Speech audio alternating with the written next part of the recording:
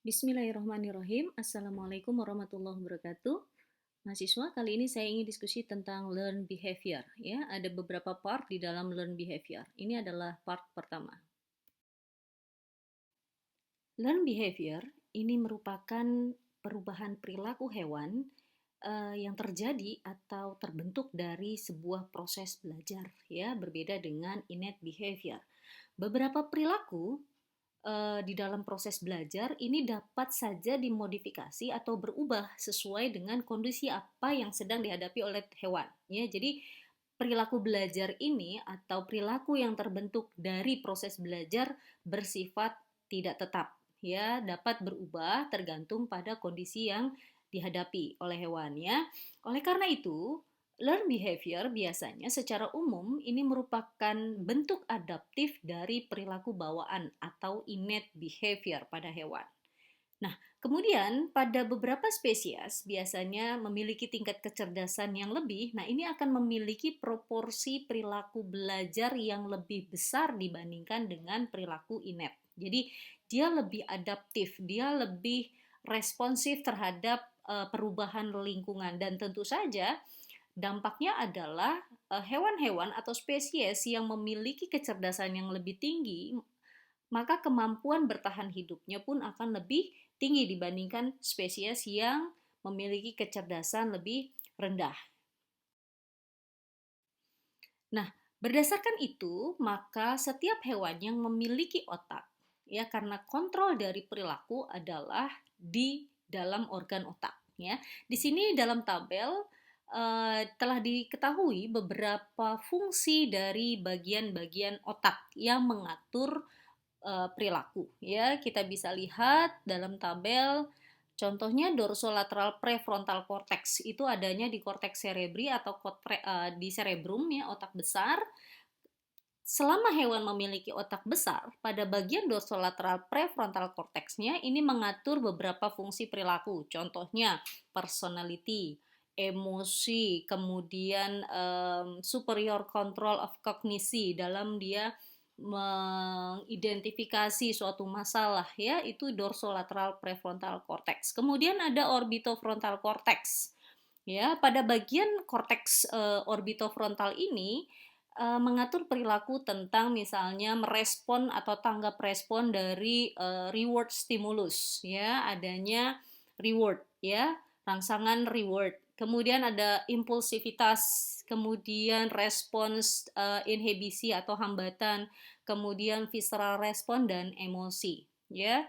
Kemudian ada bagian hipotalamus, ya. Setelah diketahui juga bahwa bagian hipotalamus ini adalah bagian otak yang juga selain mengatur sistem syaraf secara keseluruhan, juga bagian otak yang mengatur sekret dari hormon, ya. Di sini bisa kita lihat ada neuroendocrine regulation yang mengatur berbagai hormon-hormon yang berhubungan dengan atau menunjang suatu perilaku, ya. Contohnya misalnya reproductive behavior, emosi behavior, neuroactive substance aktivitas, dan vital physiological signal. Ya, ini juga diatur oleh hipotalamus. Kemudian amigdala. Nah, ini adalah bagian dari otak pusat yang mengatur tentang persepsi terhadap sensitivitas tertentu, misalnya persepsi rasa, persepsi suhu, persepsi pendengaran, ya. Kemudian juga mengatur stres, ya, dan mengatur emosi. Ya, bisa kita lihat bahwa selama hewan memiliki bagian-bagian otak, kemungkinan dia akan memiliki regulator, ya, dari perilakunya yang diatur oleh bagian-bagian otak tersebut. Pada learn behavior, ya, eh, tadi sudah disampaikan bahwa learn behavior adalah bentuk modifikasi dari eh, pengamatan tertentu atau dari pengalaman tertentu pada hewan yang dialami oleh hewan, ya. Kapan terjadinya perilaku yang dipelajari learn behavior ini? Terjadi selama masa hidup hewan. Jadi dari mulai jam ke-0 dia lahir, ya, mungkin beberapa akan muncul innate behavior, tetapi kemudian sisanya adalah learn behavior. Bagaimana kemudian hewan mampu hidup dan beradaptasi dengan lingkungannya. Ada beberapa kategori ya, sebenarnya ada banyak sekali tapi saya hanya mengambil sebagian saja yang penting. Yang pertama ada imprinting, kemudian habituasi dan sensitisasi, kemudian ada associative learning, problem solving, spatial learning, cognitive mapping dan social learning ya. Untuk part 1 saya akan mencoba membahas tentang imprinting, habituasi, sensitisasi dan associative learning serta problem solving ya. Sisanya akan masuk ke dalam pembahasan part kedua. Yang pertama adalah imprinting ya. Di innate behavior kita juga sudah kenal imprinting ya. Prinsip dari imprinting ini adalah di timingnya ya, di mana imprinting ini terjadi pada periode sensitif atau periode kritis dalam proses perkembangan perilaku ya. Nah, bisa saja imprinting ini merupakan gabungan antara proses innate ya dan proses learning ya. Dan karakter yang khas dari proses baik innate ataupun learning imprinting bahwa perilakunya ini bersifat irreversible. Jadi tidak dapat diubah gitu ya.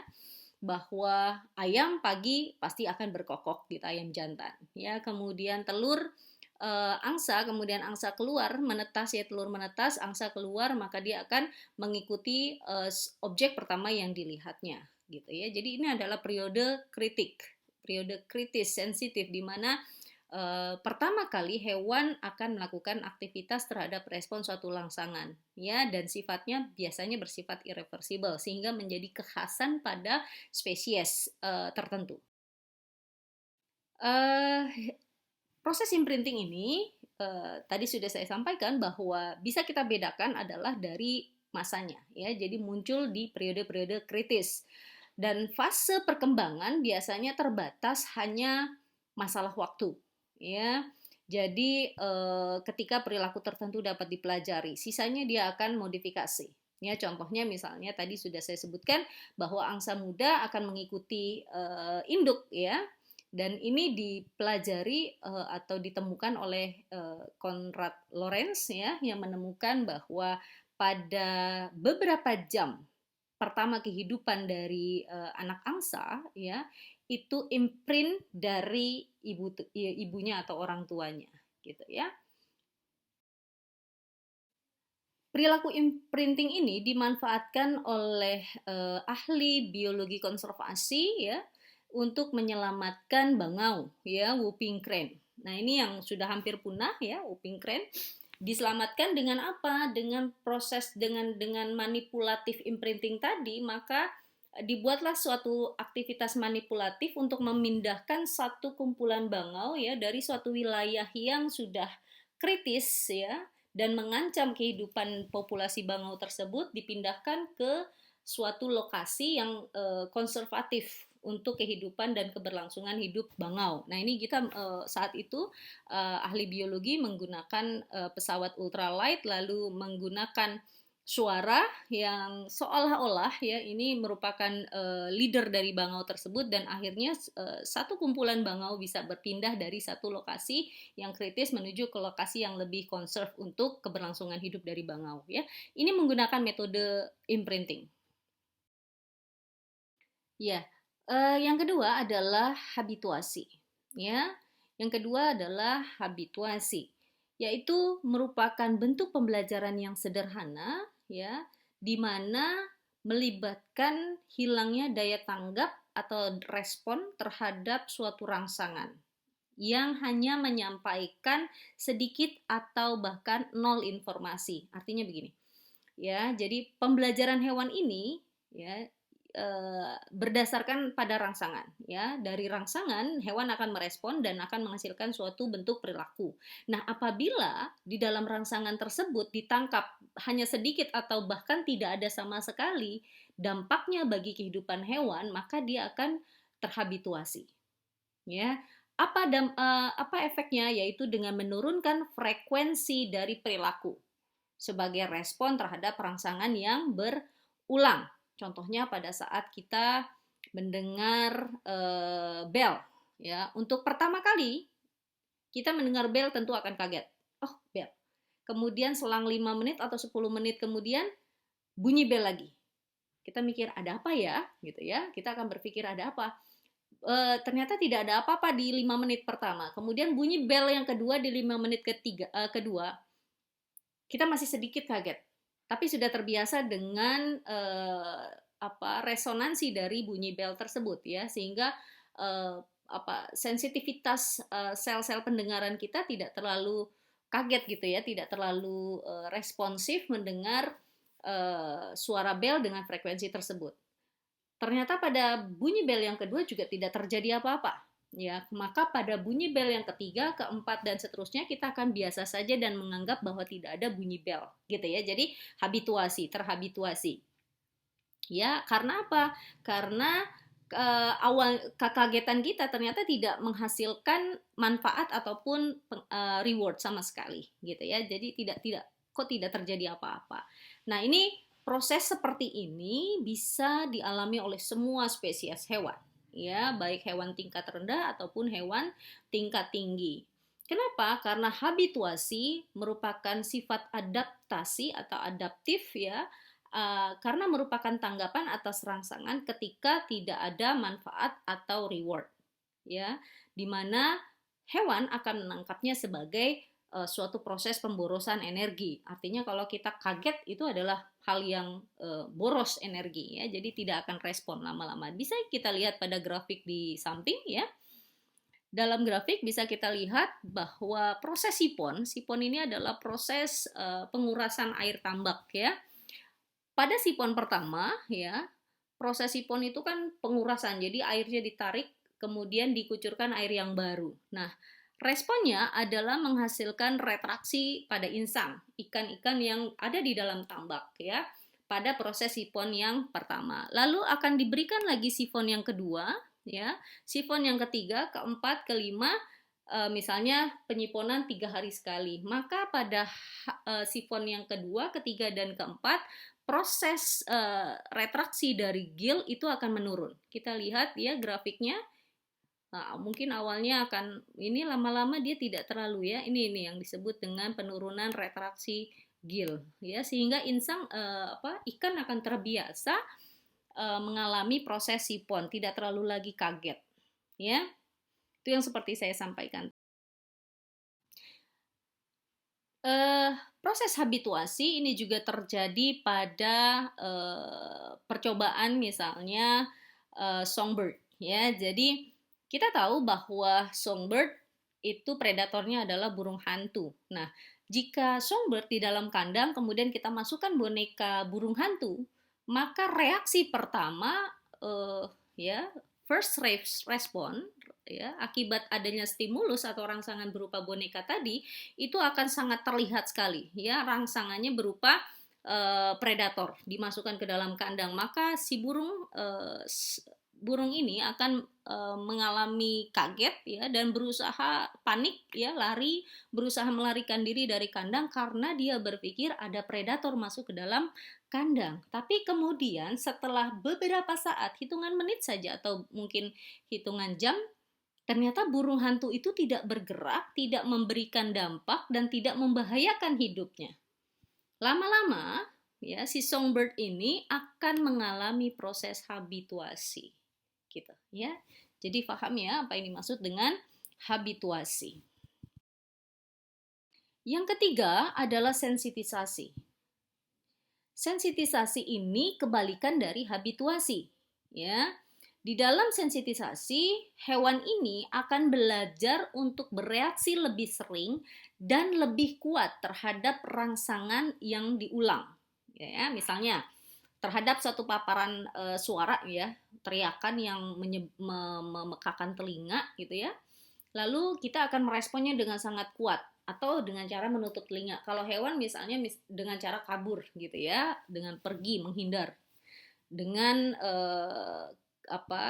perpindahan yang sangat cepat.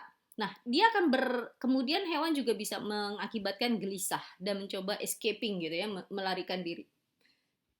Lalu jika suara terus diikuti dengan suara yang lebih pelan saja, ya, suara sejenis tapi frekuensinya lebih kekuatan suaranya lebih rendah dan tidak menyakitkan, bisa saja hewan tetap memberikan respon yang sama kuat dengan suara yang pertama. Nah, pada kondisi ini yang kita sebut dengan sensitisasi. Ya, jadi menjadikan hewan tersebut menjadi peka terhadap adanya suara tersebut. Jadi kalau pada habituasi responnya menurun, sementara pada sensitisasi rangsangannya kita turunkan tapi responnya tetap gitu ya, atau bahkan bisa meningkat. Ini berbeda ya. Jadi kebalikan ya dari habituasi. Nah, ini kemudian proses sensitisasi ini oleh para ilmuwan ya diamati bagaimana reaksi perubahan pada sel syaraf. Kenapa? Karena rangsangan atau sensitisasi ini akan diterima reseptornya ada pada sel syaraf. Lalu diamatilah apa yang terjadi pada sel syaraf dan jalur syaraf ya.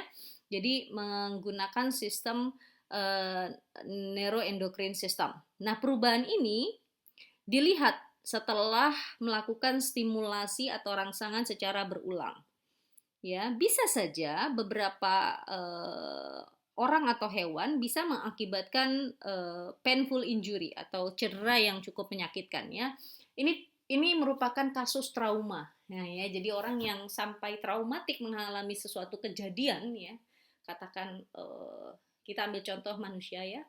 Pada masa kecil pernah dilecehkan secara seksual ya oleh lawan jenis, maka besoknya atau mungkin pada saat dia dewasa, trauma tadi itu tetap ada dan ketika dia melihat lawan jenis dia menjadi ketakutan. Artinya respon dia sama seolah-olah semua lawan jenis akan memperkosa dia. Padahal lawan jenis yang dihadapi pada saat dia dewasa mungkin belum tentu mengalami atau berniat memperkosa gitu ya. Jadi hanya ingin berteman atau apa, dia menutup diri supaya apa? Supaya dirinya tidak disakiti. Nah, ini adalah bentuk sensitisasi ya. Jadi trauma itu bisa menimbulkan trauma adalah bentuk dari perilaku sensitisasi ya.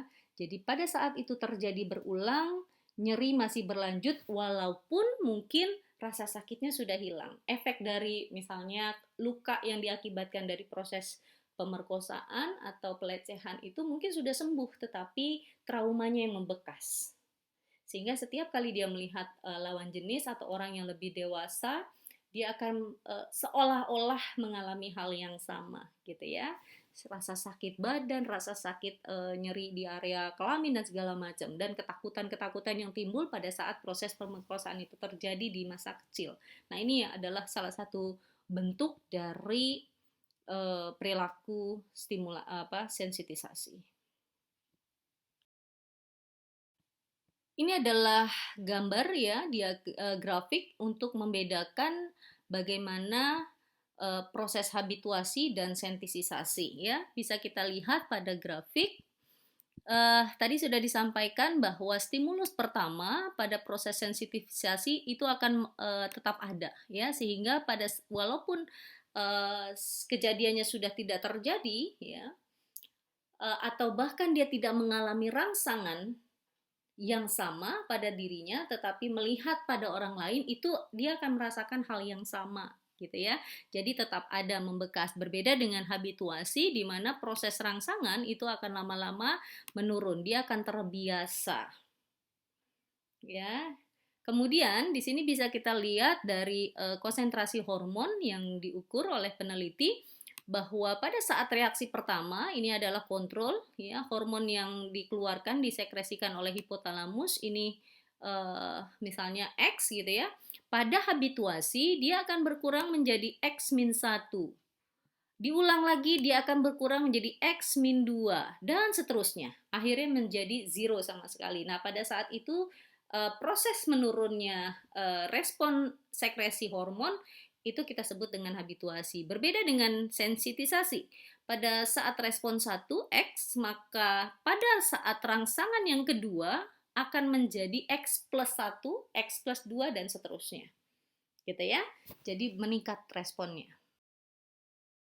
Nah, yang keempat adalah associative learning. Pada proses associative learning ini merupakan bentuk asosiasi di antara dua rangsangan atau dua stimulus ya. Ada dua kategori. Yang pertama adalah classical conditioning atau pengkondisian klasik ya.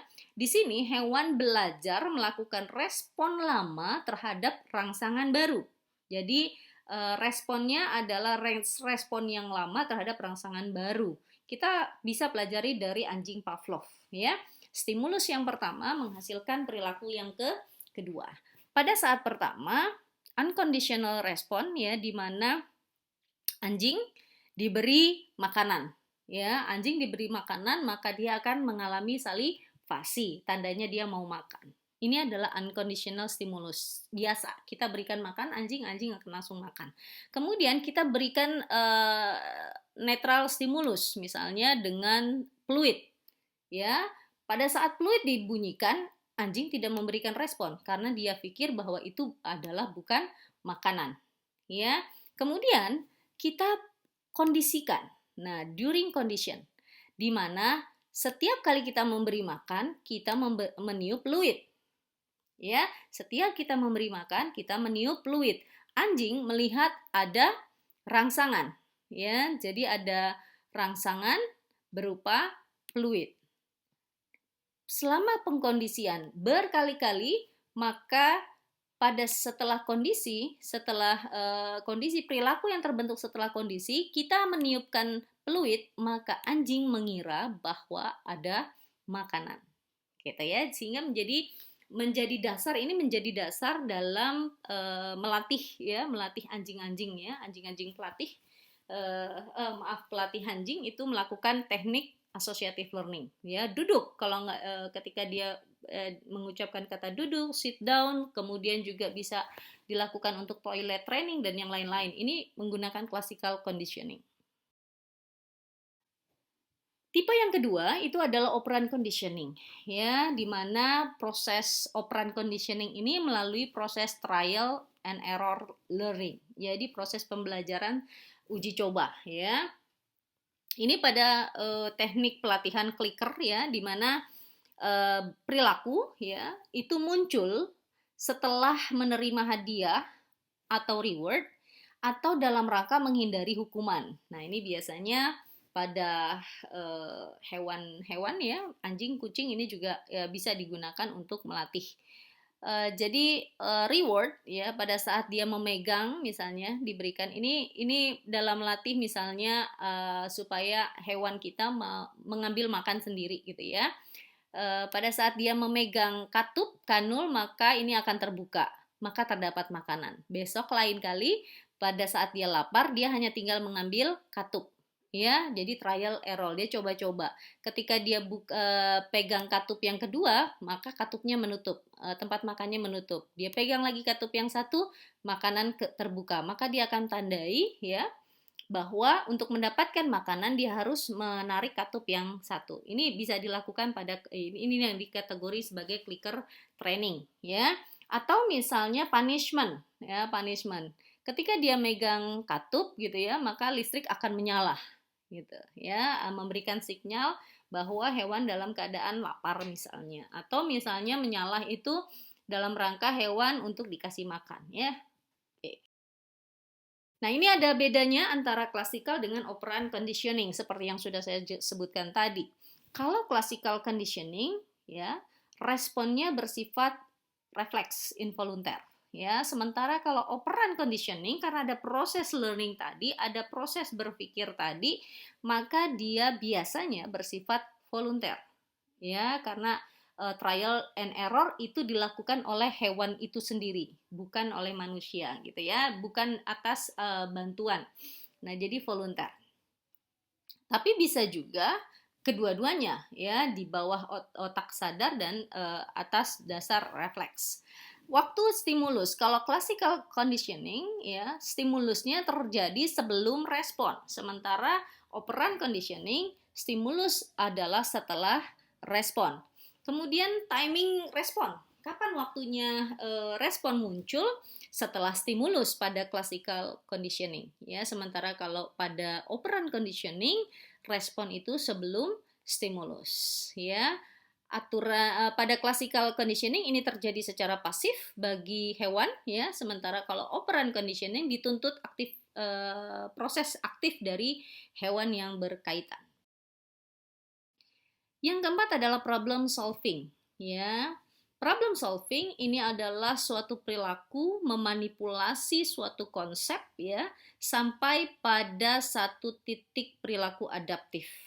Ya, jadi dia memanipulasi konsep sampai pada suatu perilaku adaptif. Biasanya ini melibatkan internal memory ya yang dapat digunakan oleh hewan sebagai sensor atau sumber informasi. Biasa kita kenal sebagai mental trial and error ya. Problem solving ini dimiliki oleh hewan tingkat tinggi. Ada beberapa tahap. Ya, ini dia tahap di dalam problem solving model. Yang pertama adalah hewan menemukan masalah. Pada saat hewan menemukan masalah, maka dia akan melakukan identifikasi bahwa ini adalah masalah, ya. Kemudian dia mencoba determine the root cause of the problem. Apa yang menjadi akar masalah? Ya, misalnya kerak. Dia berusaha memecahkan kelapa. Nah, dia pertama menemukan masalah. Oke, kelapa saya mau makan gitu. Tapi bagaimana kelapa itu bisa dipecahkan? Nah, kan gitu ya. Nah, ini akar masalahnya adalah kelapa harus dipecahkan. Lalu dia membangun solusi alternatif untuk memecahkan kelapa. Seperti misalnya dengan cara dibanting, dipukul, atau dilempar gitu ya. Itu adalah mencoba berbagai cara gitu ya untuk memecahkan kelapa. Sampai kemudian kelapa itu pecah. Gitu ya. Setelah kelapa itu pecah, maka metode yang membuat kelapa itu pecah itulah yang disebut dengan solusi. Ya, solusi lalu diimplementasikan, kelapa pecah, lalu akan menghasilkan outcome berupa kelapa yang sudah bisa dimakan. Nah, ada beberapa misalnya metode hewan untuk mendapatkan misalnya kalau pada hewan pets ya, hewan kesayangan ini kelihatan sekali problem solvingnya misalnya dengan cara jumping. Ketika dia ingin sesuatu dia akan jumping. Itu memberikan tanda atau sinyal kepada owner atau kepada manusia pemiliknya untuk memperhatikan dia. Ada apa ya gitu. Ini salah satu cara ya, atau begging ya. Kemudian juga bisa menarik ya. Kalau sedang berjalan-jalan dengan tali oleh pemiliknya, hewan akan berlari ke sana menarik pemiliknya untuk ke tempat dia apa yang dia inginkan ya. Atau misalnya salah satu solving modelnya adalah food stealing, mencuri makanan ya. Itu adalah salah satu bentuk dari problem solving. Ketika dia tidak diberi makanan, maka dia akan mencuri makanan gitu. Atau melarikan diri ya. Ini juga merupakan bisa dilakukan penelitian ya. Bagaimana hewan melarikan diri. Kita pernah melihat beberapa video ya di YouTube channel. Misalnya gurita membuka toples, gurita dimasukkan ke dalam toples lalu dia membuka toples. Nah, ini adalah bagian dari problem solving, ya. Baik, saya rasa pemaparan saya tentang learn behavior part pertama cukup sekian. Terima kasih. Wassalamualaikum warahmatullahi wabarakatuh.